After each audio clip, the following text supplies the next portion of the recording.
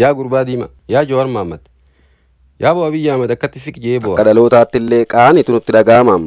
Waraannii fi walitti bu'iinsi kutaa biyyattii kaabaatii fi dhiyaatti lubbuu namaa galaafatee fi qabeenya biyyaa barbadeesse kana yoo yaadannu ija keenya qofa osoo hin taaneem lubbuu keenyaatu mimmaan dhangalaasee siqjee bo'am. Roonni keenya yemmuu jijjiraman garaagartoonni keenya fuula yemmuu nu dhorugatan ollaan keenyam alagaa yemmuu nuti ta'an argineetiin jirram. Kan hin jijjiiramne humni Itoophiyaa uwwisaan keenya uumaa qofaadham. Ilmi namaa ni jijjiirama rabbii malee ijaa wallaahi. Gaafa akkatti booqqiftu san gaafa san maaliif rabbiin kun akkana agartee na godha namni kun natti jijjiirama ilmi namaa kun ni jijjiirama ittee maayyaatii yaabbichu. Ilmi namaa ni jijjiirama jira rabbii malee rabbichu wallaahi.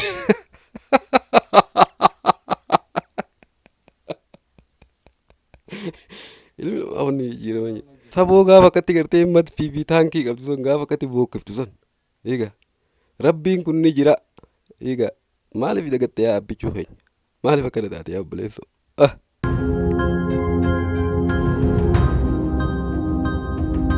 Yaa gurbaa diimaa, yaa Jawaar Mohaammed, yaa Aboo Abiyyi Ahmed akkatti siqjee bo'a. Ija teenya qofaa miti siq jennee lubbuu teenya keessatti illee bo'aa jirra jechuudhaan waan ati gartee gaafa itti himtu aboo balaa hamatti as deemaa jirra. Lolaaf akkatti shukshuktoo itti girtan kana dhiisa.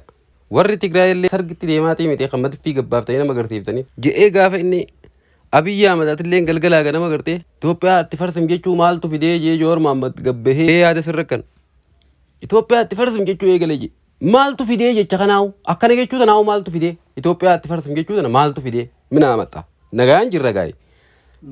Wajjin tatteenyee filmaata nagaa haa goonuu filmaanni kara nagaatiin akka gaggeeffamu gaafii gaafanne Itoophiyaa itti farsam jechuu tana maaltu fidee achirra dhaabbateetuma gurbaan kun lolaaf deemaa qaba.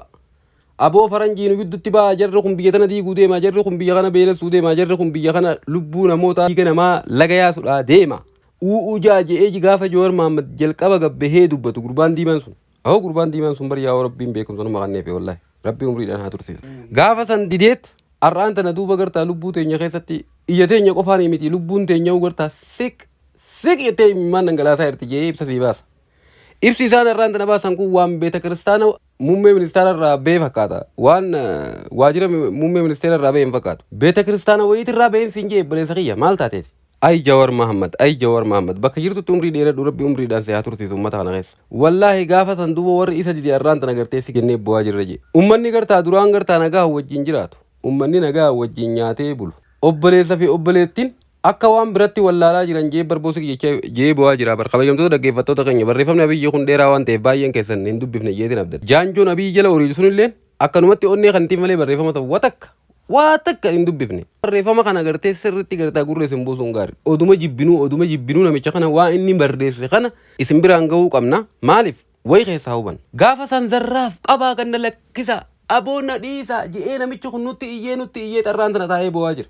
Bar rabbiin nu baasee gartee maarree biyyi teenya hin diigamtuu fi maarree tana maal dhiisi waan tana kitaaba kana dhiisiti karaa nagayaatiin gattaa'i waraana bilisummaa Oromootillee as yaami karaa nagaa keessatti hirmaachisi. Marii tana keessatti gattaa'i wajjin hirmaachisi biyya tana nagaa deebisi. Biyyin diigamtuu diinonni keenya alaa fi keessa diinni alaan jiru. Diinni alaa jechaan oolnaa kijiba. Diinni alaan jiru barcumaaf akkana godhatanii kijibdu. Gattattaati uummataaf nagaa kanna uummanni maraatee jiraate. Kabajamtoota dhaggeeffattoota keenya barreeffamni guyyaa irraan kanaa kun akka waan beeta kiristaana wayiitirraa beeta kiristaana mangistirraa ba'e fakkaata. Beeta kiristaana namaatillee kan uummataatii miti kan mangistirraa ba'e beeta kiristaana mangistii. Boo'ichi inni boo waan biraati. Amlaaqni Itoophiyaa kan inni kadhatu inumaa bifa kanaan galtee amlaaqii keenya kana. Itoophiyaa amlaaqi jaa gabbaatii gartee galateeffadhaa waan jiru fakkaata. Barreeffama san keessaa waan nuti agarru boo'icha hama. Mee isin biraan keenya kabajamtoota dhaggeeffattoota keenya hamma xumura qophii keenyaa sheer laayik akkasuma immoo yaada keessanis katabaa akka nu waliin turtan kabajaan isin gaafanna itti dhiyaadha.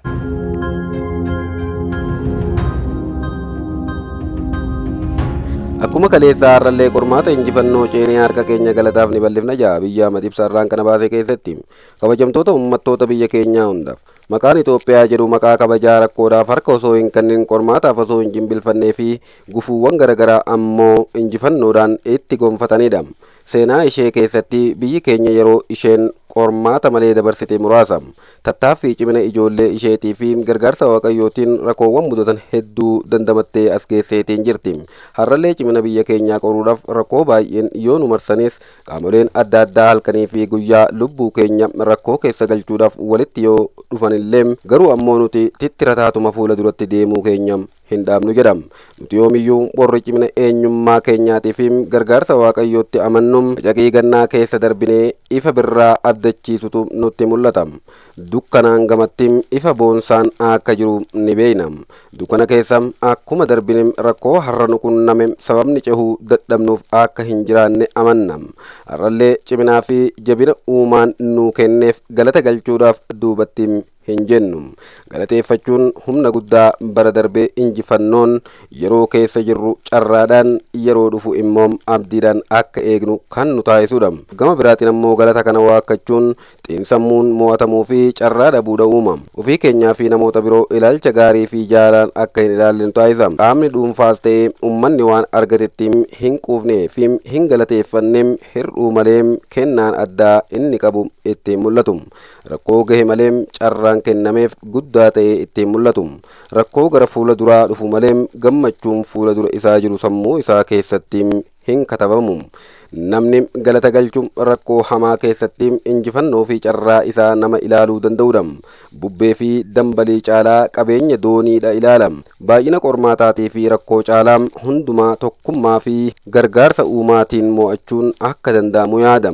Qaroomina Aksuumii fi bara durii iccitii ogummaa ijaarsa Laalibelaatii fi naannawa sanatti argaman Gimbii Hararii fi naannawa isheetti kaka'umsa fi guddina magaalotaa biqilan Gibee fi naannawa laga Gibeetti qaroomina mootummaa giddu galeessaa hundeessuudhaaf yaalii taasifamee fi daldala qaroominaa walitti hidhuudhaaf yaalame tattaaffiiwwan sirna gadaatiin dimokiraasii ijaaruun Walaayitaatti, Halabaa, Hadiyyaa, Duwaaroo fi naannawa Kafaatti bulchiinsa walitti dhufeenya daldalaatii fi dippiloomaasii giddu galeessa bahaa hanga Awurooppaatti uuman.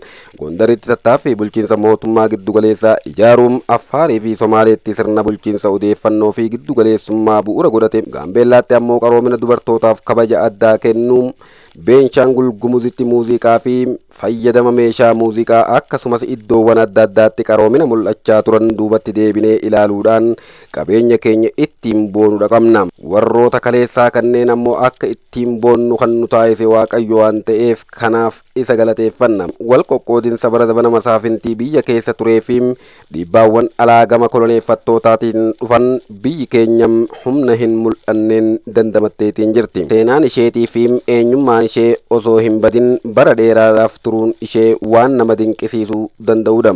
Yeroo Itoophiyaa ammayyaa adeemsa bittinnaa'u irraa gara walitti dhufuutti deemte kanatti illee waraannii fi walitti bu'iinsi aggaammii fi shirri siyaasaa heddumminaan uumamaatiin jira. Ijaarsi mootummaa biyyaa seeraan osoo hin xumuramin waggoota 50 dabran keessatti jijjiiramni saffisaa ta'ee fi walitti fufiinsa qabu biyya keenya mudateetiin jira. Warraaqsi, walitti bu'iinsi, weerarri, beelli hamaan akkasumas ammoo balaan namtolcheetii fi uumaa yoo baay'atanillee Itoophiyaan ni sochoosan malee hin kuffifne. Diinonni seenaa keessatti beekaman kan fagootii fi dhiyootti argaman yeroo yeroon ka'anii biyya kana cicciranii diiguudhaaf dhagaan isaan gara hin galchine hin jiru. Maqaa ishee cilee dibuudhaaf sadarkaa idil addunyaatti irra deddeebiidhaan haqa akka hin arganne taasisuudhaaf buufata doonii qabdu dhabsiisuun akka ukkaamamtu taasisuudhaaf yaalaniitiin jiru. Laggeen ishee keessaa maddan akka hin fayyadamne waliigaltee hamaa ta'e akka mallatteessitullee taasisaniitiin jiru. Kana hunda keessa taatee Itoophiyaan akka warqii ibiddaan qoramtee tattaaffii ijoollee isheetiin fedha waaqaatiin eegamtee akka biyyatti itti fufuu danda'uun ishee waan baay'ee nama dinqisiisuudha. Biyyi keenya rakkoowwan armaan olii hunda darbuu ishee yoo yaadannu Waaqayyoof galata akka galchinu sababa nuuf ta'eetiin jira. Itoophiyaan seenaa ishee keessatti waggoottan afran darban keessa haala mul'atee hin beekneen abdii fi rakkoo tokkummaatii fi garaagarummaa sadarkaa idil addunyaatti dinqisiifannaa fi balaaleffannaa waliin ta'uu fi walxaxuu bilisummaatii fi walitti bu'iinsa yeroo itti keessummeessiteedha jechuun ni danda'ama. Itoophiyaan ijoollee murteessoo yeroo itti argatte qofa osoo hin ta'in yeroo itti dhabdeedha jenneetillee yaaduun ni barbaachisa.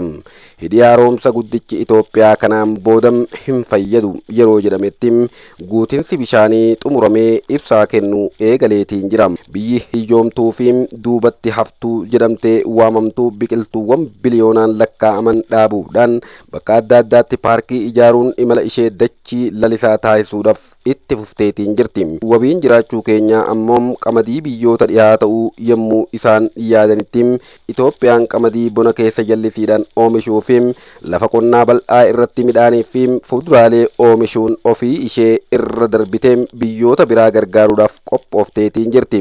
Finfinnee yeroo tokko maqaa ishee waliin haala wal hin ginneen Afrikaatti iddoo balfi itti gatamu jedhamuudhaaf xumurarra geesseetiin turte. Yeroo jalqabaatiif yeroo inni Finfinnee jedhee barreesse jechuudha. Qormaatileen nu mudatan gatii guddaa nu kafalchiisaniitiin jiru. Isaan kana yoo yaadannu baay'ee nutti dhagahama. Garuu kan dhabneerram kan arganneetu caala. Rakkooleen duubatti nu hin deebifne. Qormaanni ammoo nu hin mo'anne. Kanaaf Waaqayyoof galata guddaa galchina. Jaalatamtoota ijoollee biyya koo jechuudhaan barreeffama isaatti fufa. Obboleessi obboleessa irratti yoo garaa jabaatu wajjin jiraachuun hafee nama wajjin oolee hin beekne hamma fakkaatutti yeroo itti walitti buune keessa jirra. Wanta sababa hin qabneef lubbuun namaa yeroo itti dabru namoonni qiyyaafannoo malee galma hin qabneen dhiigni lammiilee keenya akkasumaan dhangala'uu waggoota xiqqoo duubatti deebinee yoo yaadannu garaan keenya gaddaan nu dabulama. Akka dhalootaatti illee qaaniitu nutti dhagahama. Waraannii fi walitti bu'insi kutaa biyyattii kaabaatii fi dhiyaatti lubbuu namaa galaafatee fi qabeenya biyyaa barbadeesse kana yoo yaadannu ija keenya qofa osoo hin taane lubbuu keenyaatu imimmaan dhangalaasee siq je'ee bo'a. Badiin yeroo tokko kutaa biyyattii bahaa fi kaabatti uumame rakkootii fi gidiraa akkamii akka fide kan irraanfannu miti. Iji keenya boo'ichaan dabaalamtullee nuti ammoo galateeffannaarraa of duuba hin jennu jedhama. Sababni isaas wanta nurratti ta'erra kan nuti arganne waan caaluuf biyya keenya Itoophiyaa mataa ishee gadi qabanii dugda kutuudhaaf yoo yaalan illee ba'aa irratti fe'ame dandeessee aarii ishee ammoo garaatti qabattee qormaata ishee mudate ammoo harkatti ba'attee dabartee har'as kutannoodhaan itti fuftee daandii ishee osoo hin lakkisin imaluun ishee kun ammoo dhugumaan iccitii baay'ee dinqisiisaadha. Badii keessatti misoomam, gadda keessatti jabinam, rakkoo keessatti eebbam, dukkana keessatti ibsaa ta'ee kan nu eegaa fi biyya keenyaaf gargaarsa fi humna kan ta'e Waaqa Itoophiyaati. Dubbii tan amma dubbiin uummata walitti kaasaa jirti. Dubbii Waaqa Itoophiyaa jiru kan odoo ofirraa dhiisanii. Waaqni addunyaa guutuuti. Rabbiin ka addunyaa guutuuti malee kan Itoophiyaa qofaa miti. Waaqa dawoo fi golgaa bakka itti baqatanii oolanii fi gaachana nuu ta'e kanam galateeffachuun faaruu Itoophiyaanotaa hundaa ta'uudha qabam. Haayaboo Itoophiyaanonni hundi galateeffachuudha qabaa jecha. Jijjiiramni kan dhufe faayidaa Itoophiyaa qofa kabachiisuuf ta'uu warri hubatan keessumattuu qaamoleen abbaayyaa fi gaanfa Afrikaa irratti fedhii guddaa qaban gama nageenyaa fi karaa adda addaatiin daandii badii nuuf baasaa turan miidiyaaleen biyya gurguddootii fi dhaabbileen isaaniitillee dandeettii mootummoota isaanii abdatanii biyya keenya irratti waraana gaggeessaatiin turanii. Diinagdee fi maqaa biyyattii sadarkaa idil addunyaatti balleessuudhaaf waan danda'an hunda raawwachaatiin firootiin keenya akka nurraa fagaatan harka lafa jalaatiin dhiibbaa taasisaatiin turani. Haa ta'u malee tattaaffii fi yaaliin isaanii tokkummaa Itoophiyaanotaa isa riphee ture ammoo dammaqsee dheekkamsa kakaase malee hin kuffifne. Injifannoon Aduwaatis bara keenyatti irra deebi'amee galmaa'e. Duumessi gurraachi biyya akka diigamtuuf nurra naanna'aa ture ammoo huurkeetiin dhidhimmise. Kunis uumaan Itoophiyaa yoomiyyuu taanaan nu waliin ta'uusaa bara itti argineedha jechuun Abiyyiin barreeffama isaatti fufa. Waggoottan lamaan dabran kana qofa keessatti dhiibbaan idil addunyaa Itoophiyaa irratti taasifame biyyoonni baachuu dadhaban baay'een isaanii bittinnaa'aniitiin jiru.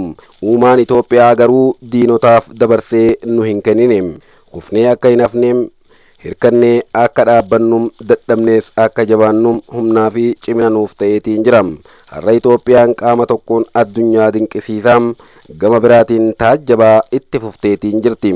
Yeroo dhufu jabina ishee cimsee cehuudhaaf abdiidhaan fageessitee kan ilaaltu taateetiin jirti. Jabeenya Itoophiyaa seenaadhaan dhageenye ijaan ammoo akka nuti agarruuf kan nu taasisee bara keenyatti seenaa kana nuuf hojjeteem uumaa Itoophiyaa fi waaqa Itoophiyaa galanni haa ga'u jedham. Waaqni Itoophiyaa kophaatti gargaaru kun kam yaadiiru. Biyya akka Itoophiyaatti rakkoo bara baraan ishee mudataa turte irra dabartee kabajaadhaan dhaabbattu biyya kamiim gaafidha gaafatam. Biyyoonni garaagarummaa afaanii, aadaa fi amantii tokkummaadhaan wal simsiisanii bara dheeraadhaaf turan meeqam.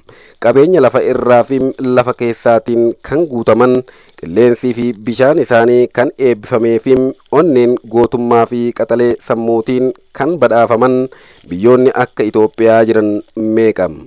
Bifa ummata gurraacha hundaa fi bareedina addaatiin kan badhaateem Itoophiyaa malee eenyudham. Bilisummaa fi abbaa biyyummaatiin biyyi Afrikaadhaaf fakkeenya ta'uu Itoophiyaa malee eessatti argamti.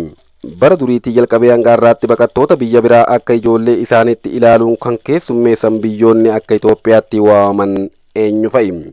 Gaafiin Abiyyiitis waa gaafii laayyootii miti. Rakkoo keessaa fi dhiibbaa alaa dandamachuun waltajjii ispoortii addunyaa irratti injifannoo kan gonfatan Itoophiyaanota miti. Addabaabaayii ispoortii irratti alaabaa biyya abbaa isaanii kan ol kaasanii mirmirsan, dirree injifannoo irratti argatan irratti ammoo harka isaanii ol kaasanii uumaa isaanii kan galateeffatan Itoophiyaanota miti. Suuta jennee yoo yaadne fi eebba keenya xiyyaaffannoodhaan yoo lakkoofne nuti Itoophiyaanonni kan waaqannu irra wantoonni akka nuti galateeffannu nu taasisan baay'ee hedduudha. Ayiboo kanaafi waan lapheen keenya hubatee fi wantoota hedduu yaadnee hin agarreem hunda irra dhaabbanneem uumaa kabajuu fi galateeffachuun kan nurra jiraatuufi. Rakkoowwan har'a Itoophiyaa mudatan kun masalaalii ol ka'umsaa yaabbachuu fi riqicha guddinaa ce'aa jiraachuu keenya malee kufiinsa ishee saffisiisuudhaaf hin oolani. Humni diinotaa kun hundi kan nutti baay'ataniif yeroon dhufuun abdachiisaa ta'uu waan arganiif malee hiyyeessa abdii hin qabne ta'uun keenya isaan cinqeeti miti. Mana warqeedhaan guutame malee manni duwwaan qalbii diinaa hawwachuu hin danda'u waan ta'eef yoo xiqqaate diinotaa fi qaamolee gaarii keenya arguu hin hawwineef humna keenya isaanitti mul'atee fi dandeettii dhokataa akka biyyaatti qabnu nuttis mul'achuudha qaba. Sababni isaas gara fuula duraatti daandiin gara guddinaatti nu ceesisu galateeffannaa fi qabeenya qabnu dinqisiifannaa fi kabajaan fudhachuu danda'uudha qabna. Karaa walxaxaa irra darbitee dhufte hunda keessatti biyya keenya uumaatu tiksee jira. Har'as galanni isaaf haa ta'u jettee galateeffatuudha qabda waan jedhu fakkaata. Qabeenya biyya lafaa hunda, amantaadhaa hanga qabeenya seena qabeessaa, uumama qilleensaa hanga garaagarummaa aadaa, gootummaadhaa hanga bilisummaa jaalachuun Waaqayyo badhaadhina kana hunda kan nu badhaase ta'uu yaaduun haa galateeffannu. Ofii keenya wal jibbuu fi walitti bu'uu irra bilisa taaneem tokkoon keenya kan biraa dinqisiifachuu aadaa keenya haa taasifnu. Wantoota darbanii fi hir'ataniif wal yaaddessaa dhaloota dhufu kana ammoo dadhabsiisuu haa dhiifnu. Kana caalaa ammoo tokkoon keenya isa biraa warri har'aa isaan kaleessaa haa galateeffannu. Hunduma caalaa fi dursa immoo baroota gidduudhaan kan nu gargaare uumaa keenya bakka jirutti haa galateeffannu. Firoonni keenya yemmuu jijjiraman, garaagartoonni keenya fuula yemmuu nu dhorgatan, ollaan keenya alagaa yemmuu nuti ta'an argineetiin jirra.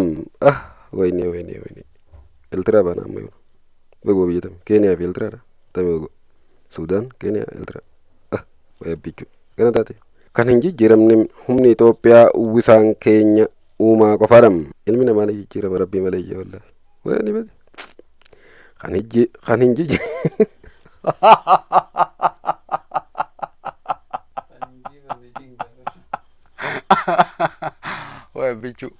Abbichuu abshir aizo abbaate aizo keessa dabartee jirta xiqqee shumaan seera. Gaafa akkatti booqqiftu san gaafa san maaliif rabbiin kun akkana gartee na godha namni kun natti jijjiirama ilmi namaa kun ni jijjiiramettee maa iyyaati yaabbichuu ilmi namaa ni jijjiirame jira rabbi malee rabbichuu wallaahi.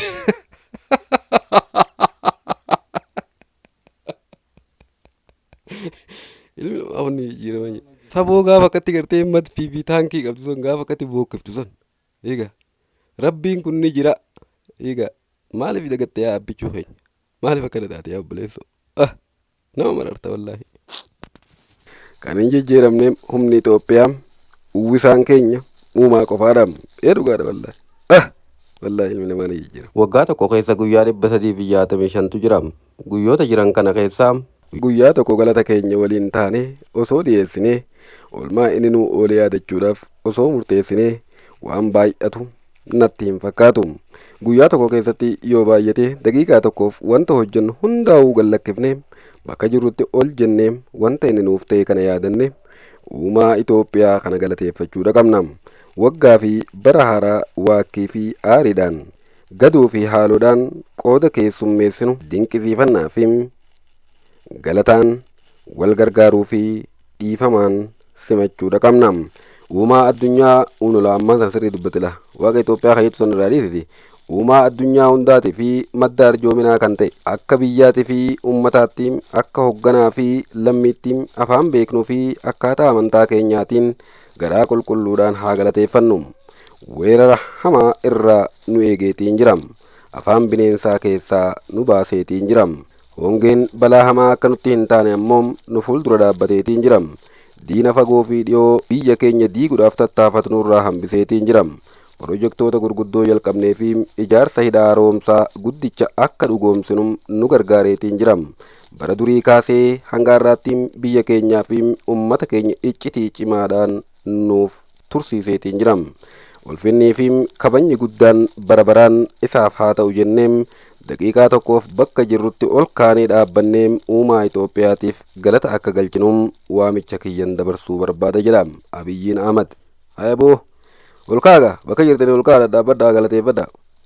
Hiikaaboo barboo rabbii waan nu godhe hin qabu nuti haaliqni keenya waan nu godhe hin qabu isintu nutti jallatee ummata hiraarsaa jira malee abbechuu barboo nama dhugaasatti mudhabde. Isintu ummata bilaashitti ummata miskiina dhiiga isaanii laga yaase dhagaye haadha hiyyeessaa manarra gubdanii kabadii malee qabdanii hiitan shana jettanii gaffuutanii jeesa obboleessa kiyya bifa kanaan rabbi irraa gala boo rabbiin way kalma namaati boo ganaa likkii ashaa musaasi galchaa rabbichu hohooy Itoophiyaan tattaaffii ijoollee isheetiin kabajamtee bara baraan haa jiraattu uumaan Itoophiyaatii fi ummata ishee haa eebbisu uumaan rabbiin keenya haaliqni tokkichi saboo ibsi kuni anka jehu beeta kiristaana irraa beemoo beeta kiristaanaa biyyi irraa beemoo waajjira muummee ministeera irraa beeta gaabina ta'e beeta dubbiin jajjabdu boo akka beete haa taatu maaltu nu kennu dubbifne.